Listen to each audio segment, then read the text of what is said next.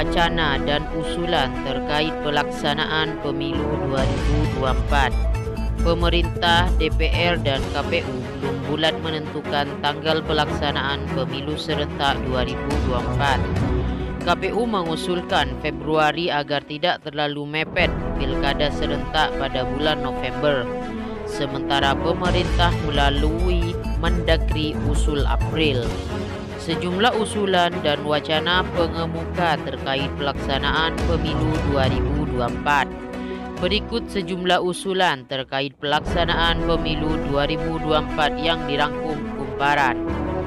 Usulan pemilih di pemilu 2024 wajib sudah divaksin. Pelaksanaan pemilu 2024 masih dihantui pertanyaan, apakah berlangsung masih dengan situasi COVID-19? Meski begitu, muncul usulan agar pemilih sudah diwajibkan mendapatkan suntikan vaksin corona ketika mencoblos di TPS. Di antaranya, diusulkan Wakil Ketua Komisi 2 DPR, Junimat Girsang, yang juga membidangi kepemiluan di DPR.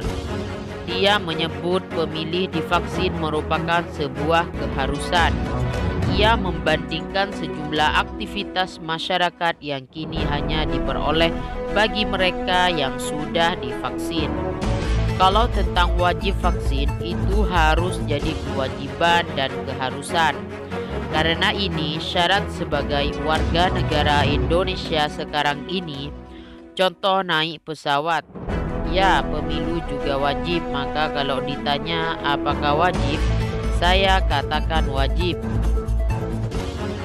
ungkap Junimat dalam diskusi virtual di YouTube Masyarakat Ilmu Pemerintahan pada Kamis 23 September 2021. Hal senada dilontarkan mantan Ketua Mahkamah Konstitusi (MK) Hamdan Zulfa yang memandang perlu ada ketentuan calon pemilih menunjukkan sertifikat vaksin ketika akan masuk TPS jika pandemi COVID-19 belum berakhir. Kalau pandemi masih berlangsung, persyaratan itu perlu untuk mencegah klaster baru penularan COVID-19, kata Hamdan dilansir Antara. Bagaimana KPU menanggapi usulan pemilih wajib sudah divaksin? Kalau kita lihat kondisi 2024, mudah-mudahan sudah divaksin. Masyarakat kita apa perlu jadi syarat? Poinnya ini ide menarik. Terima kasih masukannya, ucap Komisioner KPU Firian Aziz dalam diskusi virtual di YouTube Masyarakat Ilmu Pemerintahan pada Kamis 23 September 2024. KPU sebelumnya sudah mengusulkan waktu penyelenggaraan pemilu pada Kamis 21 Februari 2024. Selain itu, KPU juga mengusulkan penyelenggaraan pilkada serentak pada 27 November 2024. Meski begitu, KPU tetap mewaspadai potensi kondisi Indonesia yang belum bebas dari penyebaran COVID-19 pada tahun 2024 mendatang. Kami sejak awal membuat perencanaan yang salah satunya membuat opsi kalau pandemi masih terjadi, kata Firian. Solusi KPU antisipasi petugas wafat di pemilu serentak 2024. Komisioner KPU Firian Aziz mengatakan terhadap dua hal yang menjadi solusi untuk mencegah petugas wafat saat bertugas. Keduanya yaitu perbaikan petugas ad hoc penyelenggaraan pemilu, PPK, PPS, dan KPPS, dan memperhatikan kesiapan fisik. Solusi pemilu wafat bisa kita pertimbangkan dua hal, perbaikan kriteria badan, ad hoc, dan kesiapan fisik petugas menuju hari H, kata Firian. Terdapat 817 kalau kita lihat petugas yang wafat, sekitar 57% KPPS, 29% Linmas, 3% PPS, dan 2,9 PPK. Berarti area yang perlu jadi perhatian bagaimana kegiatan di TPS.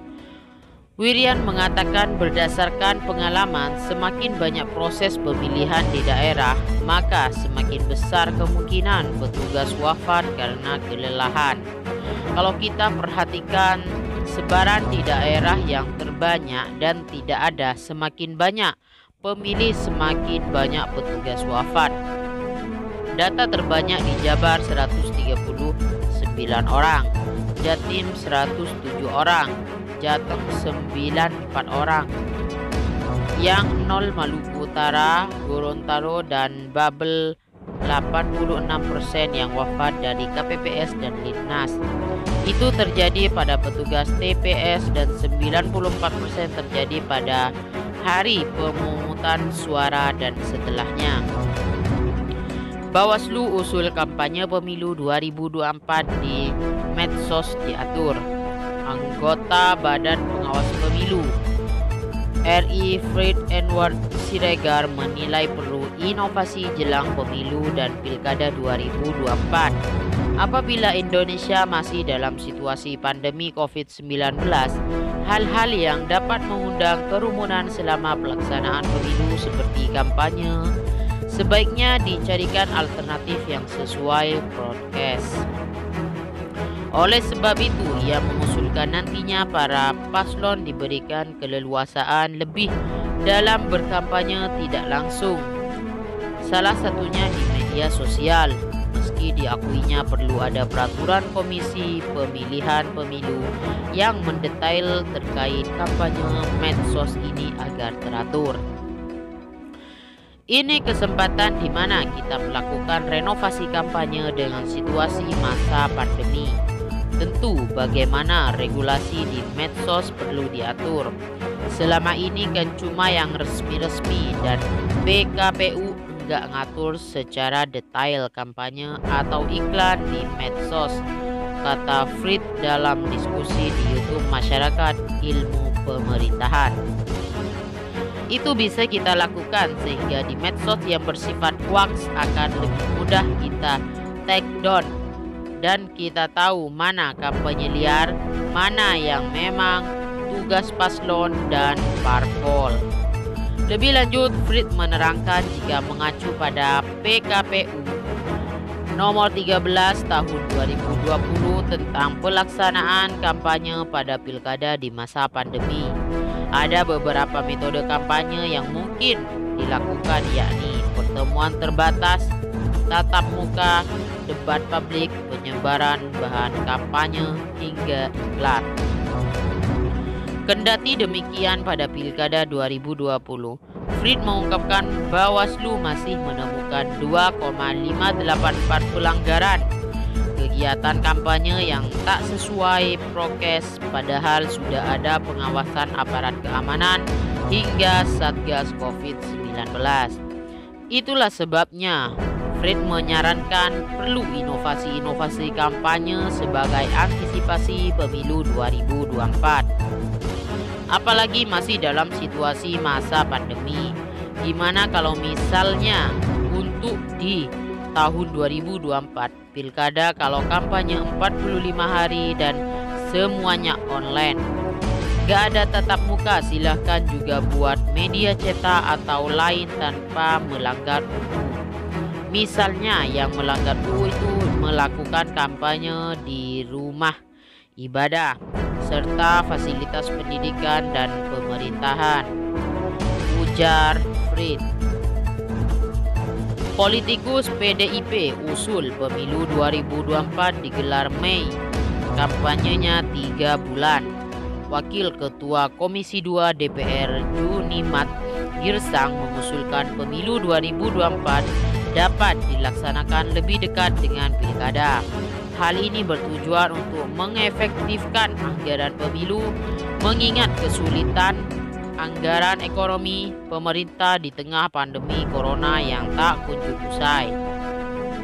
KPU telah menyampaikan Februari untuk Pilpres dan Pileg, lalu Pilkada pada November. Itu yang sekarang jadi perembungan di Komisi 2. Kalau pemerintahan mengatakan pemilu itu dilakukan April, KPU bulan Februari. Kalau saya usul Mei, kata Junimat dalam diskusi virtual di YouTube Masyarakat Ilmu Pemerintahan pada Kamis 23 September 2021. Soal masa kampanye, Junimat mengusulkan agar dapat dipersingkat, yakni 4 sampai 5 hari bagi calon kepala daerah, sementara 3 bulan bagi capres, cawapres, dan caleg. Meski singkat, menurutnya jangka waktu tersebut tak menghalangi hak para calon pilkada maupun pemilu. Junimat berpendapat para calon seharusnya sudah punya cukup waktu untuk melakukan sosialisasi kepada masyarakat sebelum masa kampanye. Masa kampanye pilkada cukup 4-5 hari saja. Nah, bagaimana kewenangan calon-calon kepala daerah? Saya analogikan, saya ketika kampanye 2014 Pileg, saya sejak 2012 sudah sosialisasi ke lapangan. Jadi masa kampanye saya pergunakan untuk silaturahmi biasa saja, ujar dia. Ada spare waktu yang bisa kita lakukan sebelum masa kampanye. Nah, kalau begitu, dan Pileg, pemilu menurut saya cukup 3 bulan saja. Inikah sangat bisa hemat biaya? Apa sih yang mau kita lakukan saat pandemi? Kerumunan tidak boleh, PPKM mungkin akan berlaku sampai kasus corona lebih melandai, tambahnya. Junimat yakin tak akan ada hambatan untuk mensukseskan pemilu dan pilkada serentak 2024 apabila tahapannya diminimalisir dan diefektifkan. Anggaran yang lebih dari sekian ratus triliun menurut saya sangat berlebihan. Di masa pandemi ini banyak yang bisa dipotong. Digitalisasi pemilu sangat terbuka. Anggota KPU Firian Aziz menilai peluang digitalisasi untuk pelaksanaan pemilu 2024 dan seterusnya sangat terbuka. KPU mayoritas bahwa dari tahun ke tahun makin banyak warga Indonesia yang memiliki kemudahan mengakses internet. Penduduk kita 274 juta saat ini, 202 juta pakai internet. Yang punya kartu handphone 345 juta. Jadi satu orang bisa punya 2-3 kartu. Pertumbuhan internet rata-rata 100%, kata Firian dalam diskusi di YouTube Masyarakat Ilmu Pemerintahan. Dan dari pengguna internet tersebut yang berusia 13 tahun di atas 77%. Kita punya 3 tahun ke depan. Tentu pengguna internet pasti akan meningkat, jadi peluang digitalisasi pemilu jadi terbuka. Firian menyoroti pandemi corona masih berlangsung dan ada varian baru yang memicu zona merah, sehingga saat ini fokus negara adalah penanganan COVID-19. Oleh sebab itu, ia beranggapan kegiatan yang bersifat kolosal seperti pemilu dan pilkada sebisa mungkin diefisienkan dan digitalisasi. Diakui ada sejumlah kendala di digitalisasi seperti pembajakan yang sangat rentan terhadap keabsahan hasil perolehan suara. Namun berdasarkan pengalaman digitalisasi dalam proses pemilu sebelumnya, Firian beranggapan dapat disiapkan antisipasi untuk mencegah hal-hal tersebut. Digitalisasi harus perhatikan aspek-aspek penting. Jangan sampai terjadinya hoax hasil perolehan suara terjadi. Kepercayaan publik bisa kita raih lewat digitalisasi kalau transformasi manajemen demokratif apabila dilakukan dengan akuntabilitas, transparan, kecepatan, dan partisipasi. 2014 kita digunakan scanner dan komputer. 2020 sudah mulai pakai smartphone Sirekap. kita punya cukup waktu untuk kembangkan digitalisasi pemilu sesuai kebutuhan, agar 2024 kita bisa melakukan smart election. Salah satu isu yang penting jelang pemilu dan pilkada serentak 2024 adalah apakah e-voting bisa diterapkan di Indonesia. Sejauh ini, KPU baru sampai pada e-rekap atau si-rekap yang diterapkan di pilkada 2024.